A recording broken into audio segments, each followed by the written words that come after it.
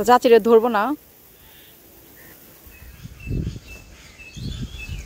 কি যে সুন্দর একটা বাতাস আপুরা দেখেন।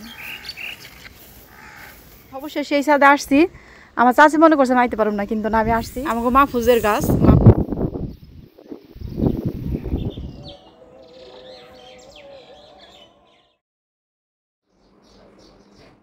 আসসালামু আলাইকুম, কেমন আছেন সবাই? আরও একটা নতুন ব্লগ দেখার জন্য সবাইকে অনেক অনেক স্বাগত।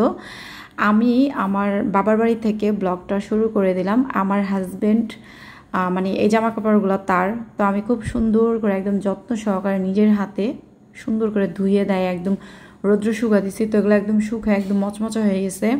তো আমি এগুলো এখন ঘরে নিয়ে রাখবো। আর হ্যাঁ, বিছানার চাদরগুলো খুব সুন্দর করে ধুয়ে দিলাম, যেহেতু আমার মা অসুস্থ, মা ধুতে পারে না। যদি অসুস্থ না থাকতো তাহলে কিন্তু এই কাজগুলো আমার করতে হইতো না, আমার মা করতো। এর আগে যতবার না, এর আগে যখন আমি আমার হাজব্যান্ডের সাথে আমাদের ওই বাড়িতে গেছি, তখন কিন্তু আমি যে গেছি তখন আমাদের বিছানার চাদর, আমার হাজব্যান্ডের জামা কাপড়, আমার জামা কাপড়, মানে কোনো কিছুই আমি ধুইও নেই, গুছাইও নেই, কোনো কিছুই করি নেই। মূলত কথা হয়েছে মানে ওগুলো অমনি রেখে আমি চলে আসছি। কিন্তু আমার মা ওগুলাকে খুব সুন্দর করে এক একটা জিনিস ধুইয়া দেয়, পরিষ্কার পরিচ্ছন্ন করে জায়গায় রাখছে। আসলে মারা এমনই হয়। কিন্তু এইবার আমার মার শরীর অসুস্থ, সেই জন্য আমি আসলে কোনো কিছুই চাই না যে নোংরা থাক, মানে সব কিছু আমি একদম মানে গুছায় রাখতেছি, যেমন বিছানা চাদর, তারপরে গিয়া জামা কাপড় সব কিছু একদম ধুইয়া দায়া জায়গায় রেখে দিতেছি, যাতে পরবর্তীতে যখন আমি কোথাও যাচ্ছি, যাতে আর এগুলো ময়লা না থাকে বা আমার মার এগুলো মানে না করতে হয়। আর তাছাড়া কি, আমার মা কিন্তু মানে অপরিষ্কার কাজ পছন্দ করে না। মা খুবই মানে গুছালো, মানে তার মানে সব কিছু একদম গুছগাছ থাকতে হবে। দেখেন এইদিকে আমি বিছানার চাদরগুলো এত কষ্ট করে ধুইছি আপুরা, কিন্তু এখানে শুকা দিতে আসছি, তো আমি ওই যে মানে ওই ফ্লোরের মধ্যে পড়ে গেছে, তো বিছানার চাদরে একটু ময়লা আসছে, তো সেই জন্য আমি আবার নতুন করে পানি নিয়ে আসলাম। পানি নিয়ে এসে মানে চাদরটা আবার সুন্দর করে খলখলা করে ধুইয়া ওইখানে শুকা দিলাম, কারণ কি লেগে যেহেতু আমি ভালো করে ধুইছি, তো ময়লা লেগে থাকলে তো এটা হবে না। আবার ফিরার থেকে ধুইলাম। তো যাই হোক, এইখানে এত সুন্দর পরিবেশ চারপাশে, আর আজকের মানে আমার কাছে ভীষণ ভালো লাগতেছে। চারপাশে ধান, তারপরে সবাই যার যার মতো কাজকর্ম করতেছে, আমিও আমার মতো মার সংসারের যত কাজকর্ম আছে সব কিছু আস্তে আস্তে করে দিতেছি। আমি কিন্তু এখানে কাজও করতেছি, আবার একটু মানে নিজে নিজে অনেক এনজয় করতেছি, আমার ভালো লাগতেছে আসলে। আর ছাদের পরিবেশগুলো দেখেন আপুরা, ভালো লাগতেছে না? আর এইগুলো হয়েছে মাহফুজের গাছ, একদম এলোমেলো হয়ে রয়েছে। আর আমাদের কাঁঠাল গাছের মধ্যে কাঁঠাল ধরছে, কাঁঠালগুলো কিন্তু মানে আস্তে আস্তে অনেক বড় হয়ে যেতেছে। যাই হোক, আমার কিন্তু জামা কাপড় শুকা দেওয়া শেষ, বিছানার চাদর শুকা দেওয়া শেষ, আর যেগুলো শুকাইছে সেগুলো নিয়ে গেলাম। এখন আমি চলে যাব বাসায়। আচ্ছা যাই হোক, তো এখন আমি বাসায় গিয়ে কি করব, মানে রান্না বান্না করব বা দেখি কি কি কাজ আছে সেগুলো করব। তারপর আবার মানে গোসল টোসল করে আবার ক্যামেরার সামনে আসতেছি। তো বাড়িতে বেশ কিছু কাজ ছিল, সেগুলো করলাম, তারপরে গোসল টোসল করলাম। এখন চলে যাব একদম আমাদের বাসার আউটসাইডে, ওখানে মানে অনেক সুন্দর পরিবেশ। সবাই একদম ধান নিতেছে, মানে কেউ ধান সিদ্ধ করতেছে, কেউ ধান ভিজাইতেছে, কেউ খ্যার শুকাইতেছে, এত সুন্দর পরিবেশ। তো আপনাদেরকে এখন নিয়ে যাব, তো চলুন আমার সঙ্গে আমার আপুরা ভাইয়েরা, আপনাদেরও মানে দেখলে ভালো লাগবে। এত সুন্দর পরিবেশ, বলেন তো মানে আপনাদের কাছে কেমন লাগে অবশ্যই বলবেন, যারা বিশেষ করে দেশের বাইরে থাকেন, যে আমার দর্শক ভাই বোনগুলা, যারা নাকি এই গ্রামের পরিবেশ দেখতে চান কিন্তু দেখতে পারতেছেন না, অবশ্যই আপনারা বলবেন যে আপনাদের কাছে কেমন লাগতেছে। আমার তো ভীষণ ভালো লাগতেছে, এত সুন্দর পরিবেশ।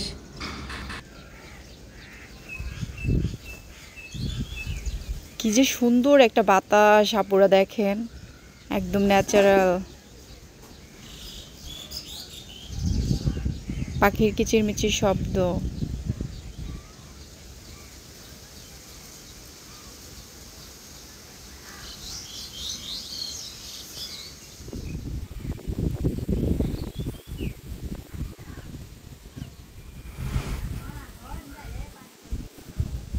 ওই জায়গায় দেখা যায় চাচি, পানি ফল দেখা যায়।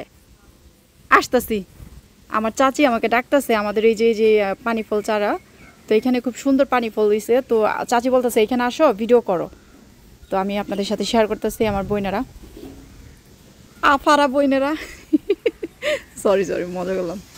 কি যে সুন্দর না এই পেয়ারা গাছটা হয়েছে আমার আব্বুর। এই কাঁঠাল গাছটা কয়েকবার বলা হয়েছে। ও চাষি, ওই যে আমার চাষি এই সাগর পাড়ি দিবার গেলে আমি পড়া যাই আবার। যাই হোক এই ছাদের থেকে ওই ছাদে যাবো। হ্যাঁ চলেন। আমরা হ্যাঁ আইলে পড়বো না।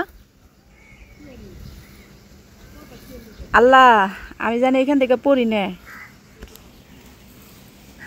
ই বিসমিল্লাহির রহমানির কি কি কি তাই চাষি কইতাছে একটু কি পার হইতে পারো না তাহলে আর কি পারি দিবা।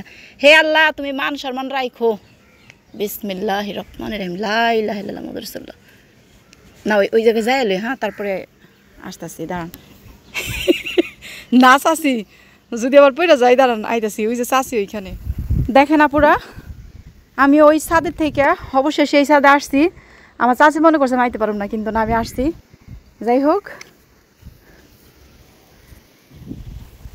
মাশাল্লাহ মাশাল্লাহ এই জায়গায় আমার চাচি ধান উড়াইতেছে। তো চাচিরে ধরবো না।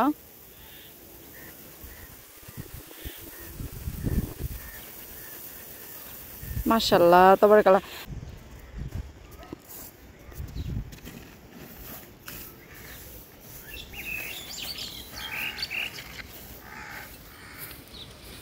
দেখো ধানের ভাত খাওয়া এত সস্তা না, অনেক কষ্ট। তো ওই দিনকে আমার কতগুলো আপু এত সুন্দর সুন্দর কমেন্ট করছে চাচি বুঝছেন। মানে আপুরা মানে মানে কোনো কোনো আপু আছে সৌদি আরব থেকে আমেরিকা লন্ডন, মানে ওনারা আর কি বলতেছে যে বাংলাদেশ অনেক মিস করে। তো এরকম করে আমিও মিস করছি। দেশের বাইরে থাকলে এই জিনিসগুলো সবাই মিস করে, ঠিক না আম্মা? মাশাল্লাহ তাবারাকাল্লাহ। এই জায়গা তো অনেক বাতাস আছি। হ্যাঁ খুব সুন্দর বাতাস, খুবই সুন্দর। এই যে ধান এগুলো উড়াইতেছে চাচি, ধান কিন্তু উড়াইতে হয়।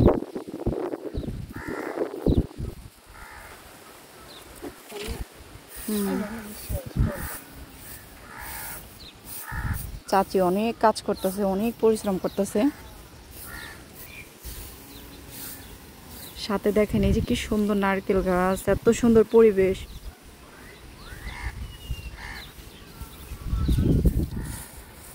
শুকাই গেছে না চাচি ধান? লেচা হয়েছে, আরেক রোদ দিলে শুকাই যাব না।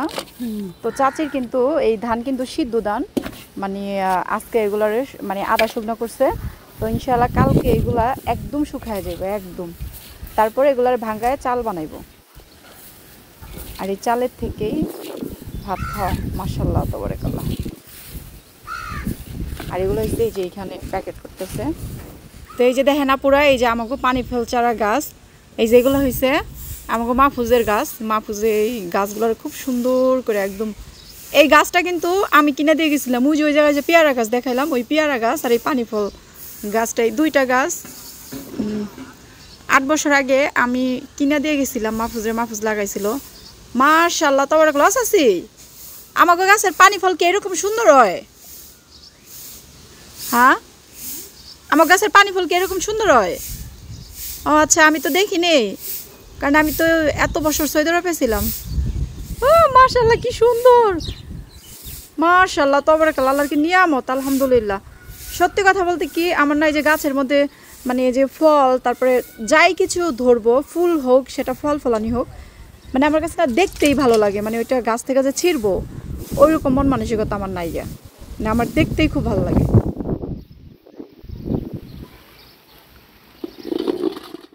আর এই যে দেখেন আপুরা আপনাদেরকে যে আমি আমাদের যে গাছটা দেখাইছিলাম পানি ফলের, তো আমি কিন্তু এই ভিডিওটা করছিলাম বেশ কয়েকদিন আগে। তো ভিডিওটা আপলোড করতে একটু দেরি হয়ে গেল। তো এই মানে এই যে মাঝখানে যে কয়েকদিন গ্যাপ গেল, এর ভিতরে কিন্তু মানে আমাদের গাছের পানি ফল এত বড় বড় হয়েছে, এত সুন্দর লাগতেছে।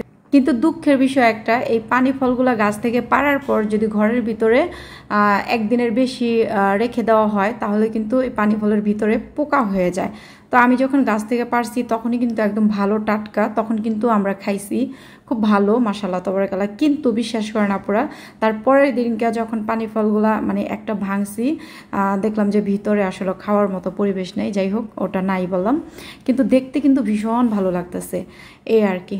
তো নিজেদের গাছের ফল খুব সুন্দর লাগতেছে, আর আমি বারবার দেখতেছি। সত্যি কথা, আমি কখনো পানি ফল আমার নিজের হাতে ধরিনি। আমি সবসময় দেখতাম মানুষের গাছের মধ্যে ধরতো, মানে আছে না এরকম অনেকের গাছের মধ্যে ধরে, তো আমাদের বাড়িতে তো আগে গাছ ছিল না, সেই জন্য ধরতে পারিনি। তো এই জীবনে প্রথম পানি ফল নিজের হাতে মানে ধরলাম। আর অনেকে হয়তো অবাক হইব যে আপনি পানি ফল হাত দিয়ে ধরেন না, আসলে আমার ধরা হয় নাই। আমি আসলে বললাম না যে অনেক কিছু থেকে আমি দূরে ছিলাম, সেই জন্য ধরা হয়নি। আর এখানে আমার আব্বু বাজার থেকে বাজার করে নিয়ে আসছে, তো এত সুন্দর সুন্দর তাজা মাছ নিয়ে আসছে আব্বু। তেলাপোয়া মাছ নিয়ে আসছে, চিংড়ি মাছ নিয়ে আসছে। এখন মাছগুলো আমারই কাটতে হবে, কারণ যেহেতু মার শরীর ভালো না, মা অসুস্থ। আর বাজার থেকে আসলে মাছ কাটায় নিয়ে আসার কথা ছিল, কিন্তু বাজার থেকে না মাছ কেটে দিলে না পুরো একদম মাথা টাথা কীরকম করে জানি কেটে দেয়, মানে মাছ একদম নষ্ট হয়ে যায়। তো এর জন্য বাসায় কেটে নিব সুন্দর করে। আর মাছগুলো কিন্তু একদম তাজা।